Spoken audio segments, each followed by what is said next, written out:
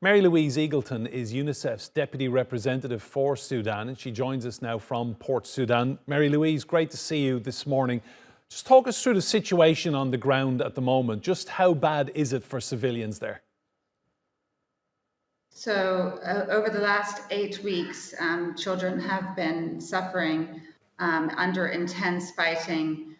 We now estimate that over 1 million children are displaced in the last 2 months. They are in the hot zones where the fighting is happening.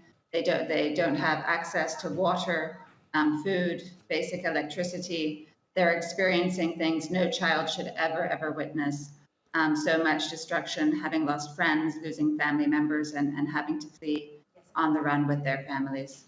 We've seen these ceasefires come and go. They're very fragile. One side claims the other has broken. It goes backwards and forwards. Does sufficient quantities of aid even get through in the days that they do respect the ceasefires? So over the last 2 months, we have been able to get sporadic aid into the areas of Khartoum and very limited into West Darfur, into the Darfurs where fighting is ongoing. So it has been extremely difficult to get aid in. We've had some successes. We've been able to reach hospitals and health centers, get vital health supplies, nutrition supplies, and support to orphans. But it has been extremely difficult on a day-by-day basis to get access throughout these last 2 months.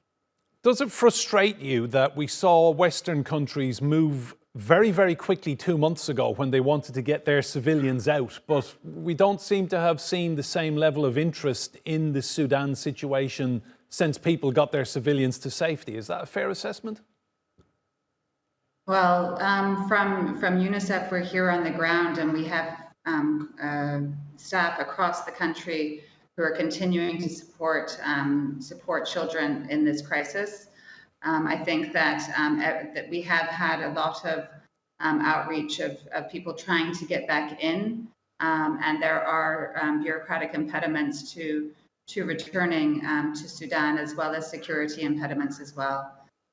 So we are really trying to raise the advocacy for Sudan, get the attention on Sudan, and the support and funding that's needed to reach these children in dire humanitarian need, in need of water, healthcare, nutrition, and basic protection to keep them safe in this context. And what's your reading of the situation on the ground? Is there any prospect for a peaceful resolution in the coming months, or are we resigned to yet more fighting? We can't be resigned. We are calling on all parties to cease fighting immediately to enable civilians, especially children who are the innocent victims of this war, to reach safety, to be safe, and to access the vital services they need to stay alive.